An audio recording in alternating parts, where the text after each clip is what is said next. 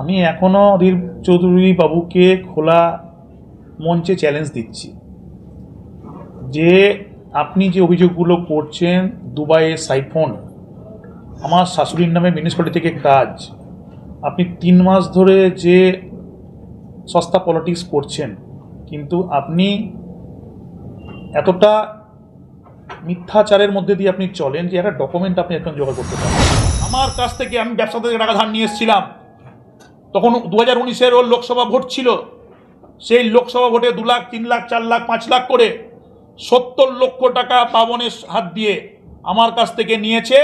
সেই টাকা আমি ওনাকে ফেরত চাই। আমি মুখ্যমন্ত্রীকে অনুরোধ করতে চাই, আমার বিরুদ্ধে যা যা আপনার অভিযোগ আছে পুরো তদন্ত করা।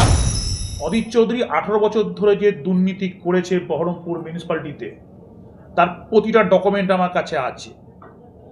আমি করতে চাইছিলাম না, কারণ রাজনীতি করা মানে কাউকে করা না। অধীর চৌধুরী 18 বছর ধরে যে দুর্নীতি করেছে বহরমপুর মিউনিসিপ্যালিটিতে, তার প্রতিটা ডকুমেন্ট আমার কাছে আছে। আমি করতে চাইছিলাম না, কারণ রাজনীতি করা মানে কাউকে পার্সোনাল আচ্ছাচ্ছি করা না।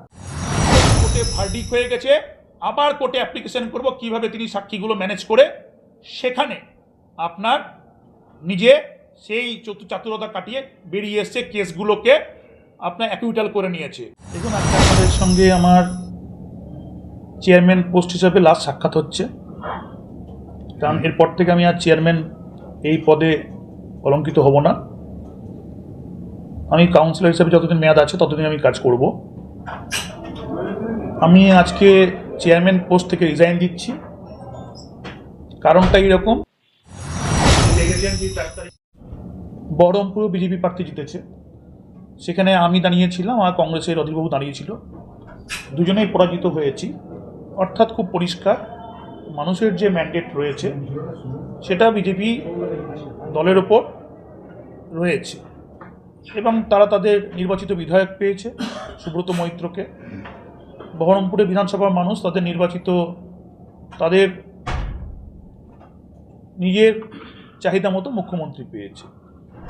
অর্থাৎ যেখানে মানুষের সমর্থন আছে, স্বতঃস্ফূর্ত সমর্থন রয়েছে, সেই জায়গায় দাঁড়িয়ে আমার মনে হয় না যে আমরা যেহেতু তৃণমূল দলের এই বোর্ড, তৃণমূল প্রতীকে জেতা কাউন্সিলর, তাদের এই পদ বহন করা উচিত।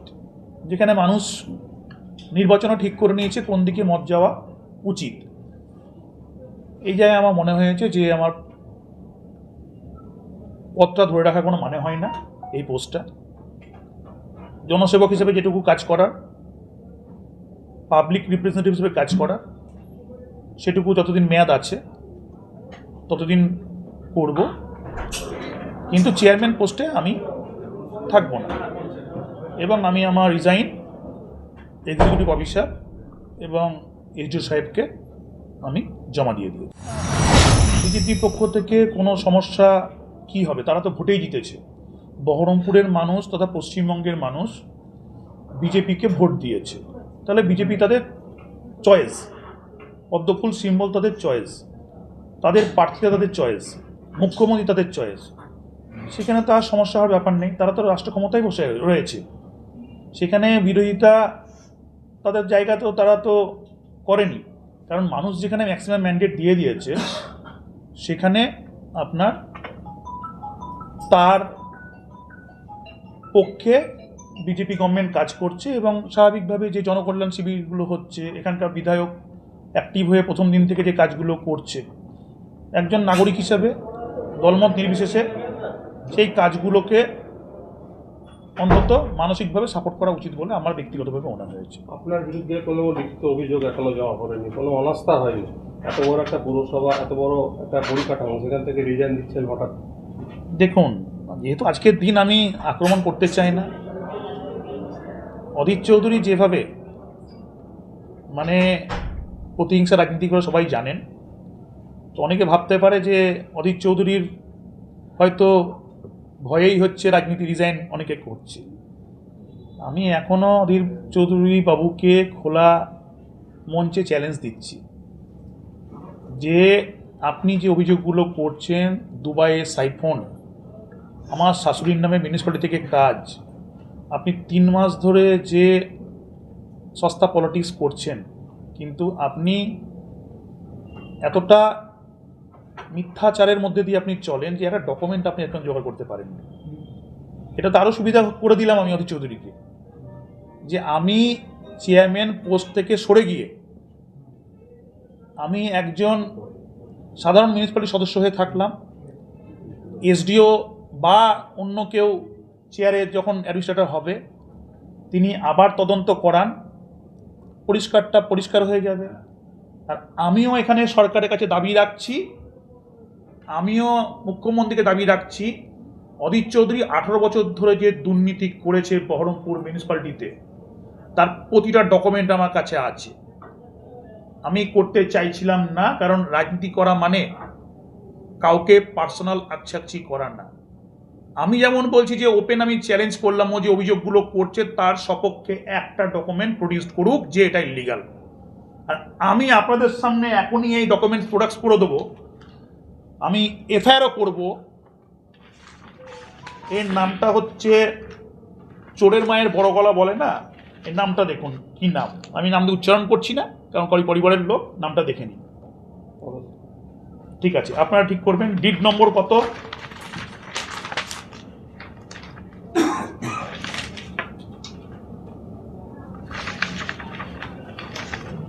ধরুন আপনার ডিড নম্বর এখানে আছে। আচ্ছা, এটা কি রেকর্ড নেচার কি আছে? এখানে 1500 স্কোয়ার ফুট বিল্ডিং আর 43 ডেসিমেল। আর কি কি রয়েছে এখানে? এখানে রয়েছে স্ট্রাকচার রয়েছে, আর তার সঙ্গে নেচার অফ ল্যান্ড, পুকুর এবং আপনার ভিটি রয়েছে, পুকুর অ্যান্ড ভিটি। পুকুর এই যে 350 দাগে পুকুর, 350 দাগে পুকুর এটা রয়েছে। তাহলে 43 শতক জমি, মানে 1 বিঘার উপর জমি পুকুর রয়েছে, সেটা উনি ভরাট করেছেন। কার নামে ভরাট করেছেন তখন তিনি, এই যে তার সাইন করা আছে, এবং 2739 দলিল নম্বর, 5ই এপ্রিল 2013। নিশ্চয়ই সেই সময় অধীর চৌধুরী ছিল ভোটের মেন উপদেষ্টা এবং ম্যাডামও ছিলেন। যখন ব্যক্তিগত আকছি করছে তাহলে ওপেন হোক। ইনল্যান্ড ফিশারি অ্যাক্ট অনুযায়ী সুপ্রিম কোর্টে যে রুলিং আছে, অধীরবাবুর বাগানবাড়ি 98 সালে 3 বিঘে ছিল, তারপর 2013 সালে 12 সালে তার ফ্যামিলির নামে আরও এক্সট্রা 9 বিঘা জমি কেনা হয়েছে, তার মধ্যে পুকুরও রয়েছে।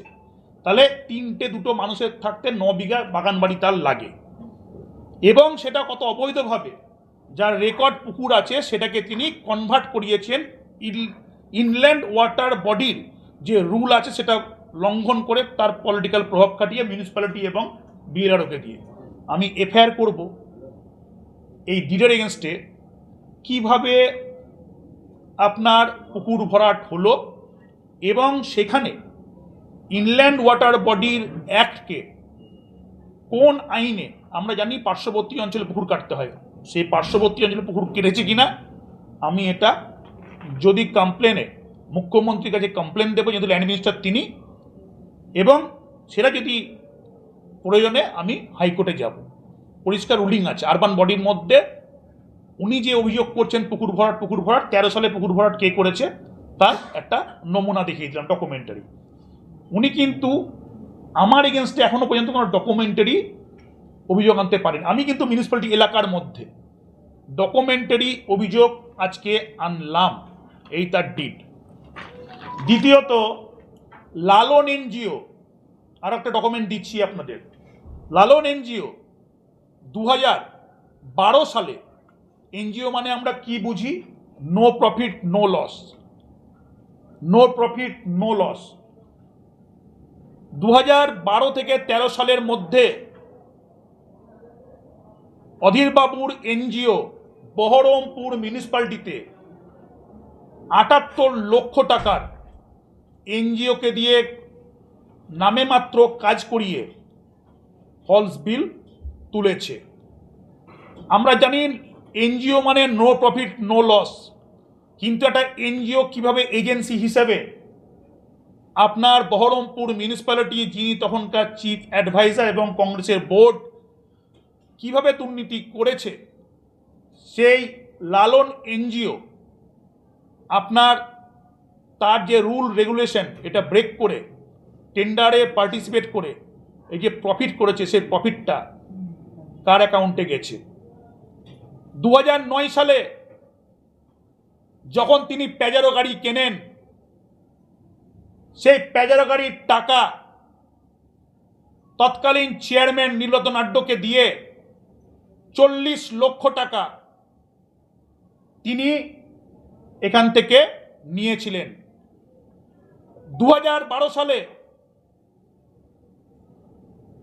ইউনাইটেড ব্যাংক, ইউকো ব্যাংক যেটা জলট্যাঙ্কির পাশে, দিল্লির অ্যাকাউন্টে, কার অ্যাকাউন্ট উনি ভালো করে বলতে পারবেন, 50 লক্ষ টাকা 60 লক্ষ টাকা তিনি মিউনিসিপ্যালিটি থেকে টাকা নিয়ে গিয়ে ওখানে ক্যাশ টাকা ডিপোজিট করেছিলেন। এবং তার সঙ্গে আরও একাধিক দুর্নীতি আছে, প্রতি মাসে মাসে 40 লাখ 50 লাখ টাকা নেওয়া, তার যে কাটমানির তত্ত্ব, সেগুলো তিনি যেভাবে প্রেসার করে নিয়েছেন মিউনিসিপ্যালিটিকে লুটের সাম্রাজ্য তিনি তৈরি করেছেন। তার ফলে মিউনিসিপ্যালিটি গ্র্যাচুইটি যারা পেত, সেই গ্র্যাচুইটি এখনো পর্যন্ত আউটস্ট্যান্ডিং হয়েছে 11 থেকে 12 কোটি টাকা। গ্র্যাচুইটি না দিয়ে সেই টাকা তার তিনি ব্যক্তিগত ভোগবিলাসে কাজে লাগিয়েছেন। মিউনিসিপ্যালিটি পিএফ এর টাকা 2006 সাল থেকে জমা দেওয়া হতো না, সেই 6 সাল থেকে জমা দেওয়ার না হওয়ার কারণ কি বলতো, ফান্ডের টাকা নাই। টাকা নাই কেন?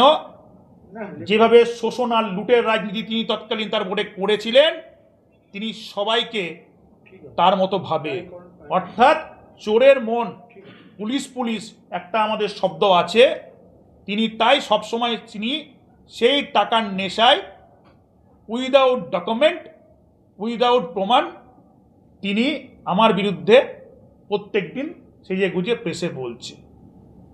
আপনাকে আবার চ্যালেঞ্জ দিচ্ছি, আমি বোর্ড থেকে সরে গেলাম, আমি তৃণমূল কংগ্রেস করি, আর আপনি কংগ্রেস করেন, আপনার তো নাকি মেলা লাইন, আপনি 3 মাস ধরে যা ফালতু অভিযোগ করেছেন, আপনি এখনও বলছি আগামী আরও 3 মাস সময় দিলাম, আমার এগেনস্টে আপনি একটা মিউনিসিপ্যালিটির দুর্নীতি বা লোকের কাছে টাকা নিয়েছি এরকম একটা অভিযোগ আপনি প্রমাণ সমেত করে দেখান। ফাঁকা কথা আমিও বলতে পারতাম, এতদিন ধরে শুনছিলাম। আমি এই ডকুমেন্টটা দিচ্ছি আপনাদের, আরও লালন সেবা সমিতির ডকুমেন্ট, অ্যারোমার ডকুমেন্ট দিচ্ছি কিভাবে দুর্নীতি করেছে। অনেক সাক্ষী আছে, অনেক প্রমাণ আছে। এবং ওনার নামে আমি আর একটা কমপ্লেন করব। 2000, ওখানে বাবন আছে, এদিকে এসো, 2019 সালে বাবনের মারফত আমার কাছ থেকে, আমি ব্যবসা থেকে টাকা ধার নিয়ে এসেছিলাম, তখন 2019-এর ওর লোকসভা ভোট ছিল, সেই লোকসভা ভোটে 2 লাখ 3 লাখ 4 লাখ 5 লাখ করে 70 লক্ষ টাকা বাবনের হাত দিয়ে আমার কাছ থেকে নিয়েছে। সেই টাকা আমি ওনাকে ফেরত চাইছি, ধার হিসেবে ভোটের খরচার জন্য নিয়েছিল। যদি সে টাকা না দেয়, এই যে বাবন সাক্ষী জিজ্ঞেস করে নিন, ওর হাত দিয়ে 60-74 লক্ষ টাকা মতো পেমেন্ট হয়েছে, 60-65 ওইরকমই পেমেন্ট হয়েছে। সে টাকা যদি না দেয়, আমি কিন্তু ওনার বিরুদ্ধে, বাবন সাক্ষী আছে, আমি কিন্তু পুলিশে কমপ্লেন করব, সিআইডিতে কমপ্লেন করব। অর্থাৎ আমি মুখ্যমন্ত্রীকে অনুরোধ করতে চাই, আমার বিরুদ্ধে যা যা আপনার অভিযোগ আছে পুরো তদন্ত করান। অধীর চৌধুরীর বিরুদ্ধে মিউনিসিপ্যালিটির লুট আর তার সঙ্গে যে খুনগুলো লাস্ট করিয়েছিল তাদেরও প্রচুর সাক্ষী আছে, যারা অধীর চৌধুরীর নির্দেশে খুন করেছিল সিপিএমের লোকদেরকে, তৃণমূলের লোকদেরকে, তারাও অর্গানাইজড হয়ে আছে। সেই ফাইলও আমি খুলব এবং নতুন করে যেগুলো কোর্টে ভার্ডিক হয়ে গেছে আবার কোর্টে অ্যাপ্লিকেশন করব, কিভাবে তিনি সাক্ষীগুলো ম্যানেজ করে সেখানে আপনার নিজে সেই চাতুরতা কাটিয়ে বেরিয়ে এসছে, কেসগুলোকে আপনার অ্যাকুইটাল করে নিয়েছে। কোনো ক্ষেত্রেই কিন্তু অধীর চৌধুরীর দুর্নীতি, সমস্ত রকম দুর্নীতি হোক আর খুন হোক, বাদ যাবে না। আমরা মাননীয় মুখ্যমন্ত্রীর কাছে এ দাবি রাখছি, মাননীয় বিধায়কের কাছে এ দাবি রাখছি, আপনারা আমাদের যদি কোনো ত্রুটি পান বা যদি আমরা দোষ করে থাকি, জেল ফাঁসি যে কোনো সাজা দেবেন। আর অধীর চৌধুরীর যে কুকর্মগুলো আছে সেগুলোর এগেনস্টও তদন্তের দাবি করছি। কারণ প্রত্যেকবার গভর্নমেন্টকে বুড়ো আঙুল দেখিয়ে উনি বেঁচে যান ওপর লাইনে ম্যানেজ করে, এটা যেন এবার না হয় এই আশা আমি বিজেপি বন্ধুদের কাছে করব। একটা প্রশ্ন, প্রায় 26টা হিউজ পেমেন্ট করতে হয়, তো সেই লাইবিলিটিস কি ঘাড়ে চেপে যাচ্ছিল সরকার পরিবর্তনের পরে, সেই জন্যই কি এই সিদ্ধান্ত? না না, সেটা নয়। মাইনা তো আমার সরকার পরিবর্তনের পর আমাদের জুন গেছে, 1 মাসের হইতে দিয়ে গতকালও দিয়েছি। দেখুন, যে কোনো অফিসে ক্যাজুয়াল মানে আপনার এটা তারা ভালো করে বোঝে যে তাদের চাকরিটা এখনও পর্যন্ত সুরক্ষিত নয়। এ দীর্ঘদিন থেকে আছে। আমি যখন বোর্ড হ্যান্ডওভার নিই তখন কংগ্রেসের বোর্ড হ্যান্ডওভার নিই 1500 কর্মচারী ছিল হরিজন নিয়ে, তারপর আমাদের আমলে আরও 500 বেড়েছে। এইরকমভাবে আপনার 91 সাল থেকে এরকমভাবে আপনার একটার পর একটা আপনার লায়াবিলিটি চেপে গেছে। এটা গোটা পশ্চিমবঙ্গে 76,000। সিপিএম আমলেও ছিল, তৃণমূল আমলেও আছে।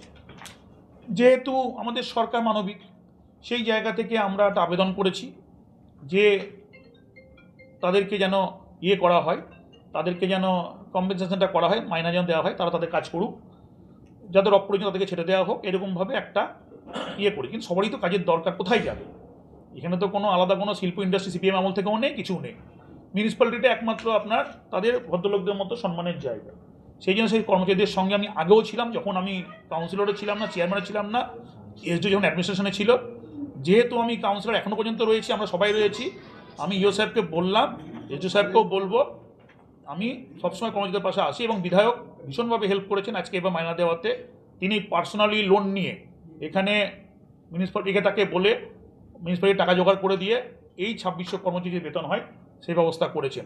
আগামী দিনে কংগ্রেস যে নোংরা রাজনীতি করছে এই কর্মচারীদের যাতে মাইনা না হয়, তো লোক তাতিয়ে দেওয়া উস্কে দেওয়া রাজনীতি, আমি পরিষ্কারই বলেছি কংগ্রেস এখানে কোনো এক্সিস্টেন্স নেই। কংগ্রেস কোনো এখানে মানে ব্যক্তি স্বার্থে রাজনীতি করে, অর্থাৎ অধীরবাবুর ভোগবিলাসের জন্য মিউনিসিপ্যালিটি পাওয়ার জন্য যেভাবে এগোচ্ছে আগামী দিনে সেটা সফল হবে না। অর্থাৎ সরকারের সঙ্গে থাকো, সরকার ঠিক মানবিক তোমাদেরকে দেখবে।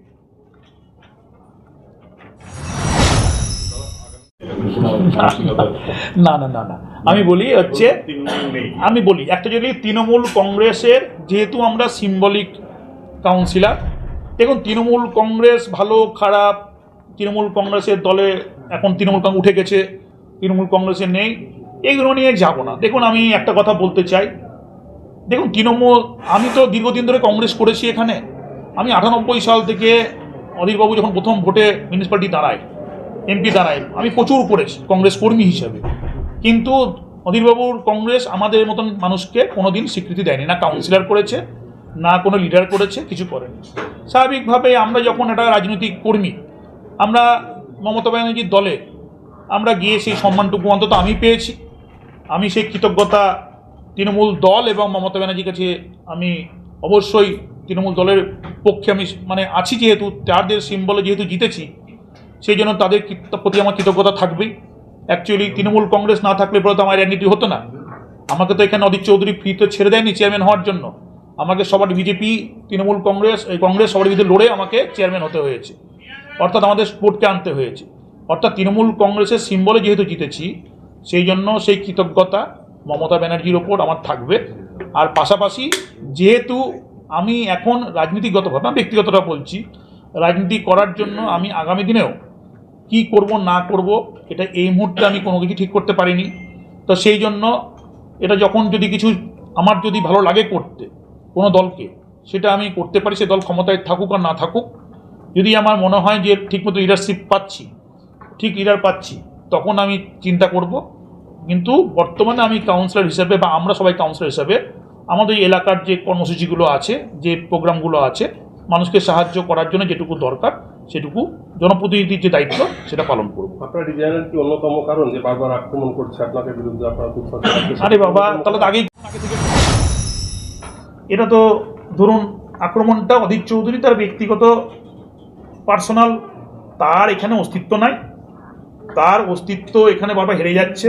24 সালে হেরেছে, 26 সালে হেরেছে, তাকে লোকে ভরসা করতে পারছে না।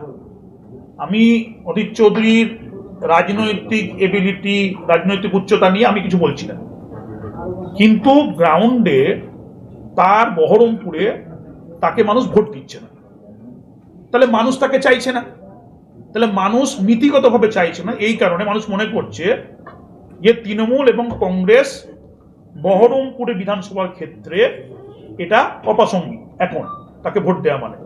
তাহলে সেই ভোটটা কোন দিকে যাবে? অবশ্যই বিজেপি সেন্ট্রাল গভর্নমেন্টে আছে, রাজ্য সরকারে বিজেপি আসার সম্ভাবনা আছে। বিজেপি শুভেন্দুদার নেতৃত্বে যেভাবে হচ্ছে আপনার লিডার অফ অপোজিশন যখন ছিলেন, বিজেপিকে যেভাবে সাউন্ড করেছে এবং একাধিক যে কমিউনাল মুর্শিদাবাদে যে টেনশন তৈরি হয়েছে, তার ফলেই হিন্দু সমাজ ঐক্যবদ্ধ হয়ে আপনার বিজেপিকেই তাদের শেল্টার মনে করেছে। স্বাভাবিকভাবেই বিজেপি এই মুহূর্তে হিন্দু ভোটারদের কাছে সব থেকে বেস্ট অপশন। সেখানে কোনো নেতা, কে অধীরবাবু, কে নাড়ুগোপাল, কে মমতা ব্যানার্জি, এগুলো কোনো ম্যাটার করে না।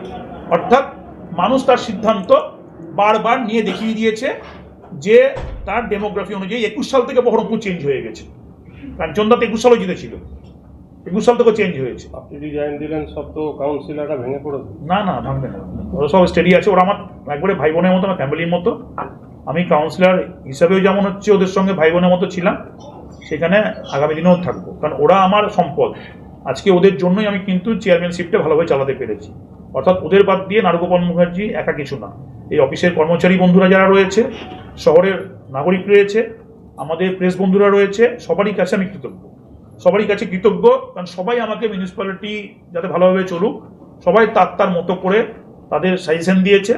এবং কাউন্সিলররা আমার তো মেন স্তম্ভ, ওদের সহযোগিতা নিয়েই তো আমি করতে পেরেছি। সেই জন্য এই কাউন্সিলরদের যারা রয়েছে তারা আমার ফ্যামিলির মতো। আগামী দিনে কিছু হয় নিশ্চয়ই সবাইকে নিয়ে একসঙ্গে সিদ্ধান্ত নেব, সেটা সময় জানিয়ে দেবো। দলের সব কাউন্সিলর এই মুহূর্তে আপনার সঙ্গে আছে? আমাদের দলে তো সবাই আছে। দেখুন, এখানে শুধু অপাদি আসতে পারেনি মনে হয়, আসছে। আর বিশ্ব কালকে ফোনে কথা হয়েছে আমার সঙ্গে, আর কাউসার ও ফোনে কথা হয়েছে। আমরা টোটাল 28 জন ছিল। গোপালদা কংগ্রেসের কাউন্সিলর মারা গেছে 27 জন। এই 27 জনের মধ্যে গোপা কংগ্রেস থেকে আমাদের 2024-এ জয়েন করেছিল। তার মানে আমাদের 23 জন ছিল। 23 জনই আমরা একসঙ্গে আছি। ওটা বাইরে বিভ্রান্তিকর খবর, মানে কংগ্রেসে কেউ কিন্তু যাবে না। এটা কংগ্রেস বালারা লটাচ্ছে যাতে ওদের দিকে ভিড়টা বাড়ে। আমি আপনাকে বলছি, বহরমপুরের বিশেষ করে হিন্দু ভোটারদের বড় অংশ, মেজরিটি অংশ যা ছিল এখানে, বেশিরভাগ আপনার বিজেপি মুখী হয়ে আছে। স্বাভাবিকভাবে মানুষকে নিয়ে রাজনীতি, যারা রাজনীতি করে তারা এই সেন্টিমেন্টকে, এই মোশনকে এর বিরুদ্ধে গিয়ে রাজনীতি করতে পারবে না। তারা চুপচাপ থাকবে, ঠিক আছে, কিন্তু তারা কখনোই বহরমপুরের অন্তত যে পলিটিক্যাল স্ট্রাকচার, এই মুহূর্তে বিজেপি সেন্টিমেন্টের বাইরে গিয়ে কেউ রাজনীতি করবে বলে আমার মনে হয় না।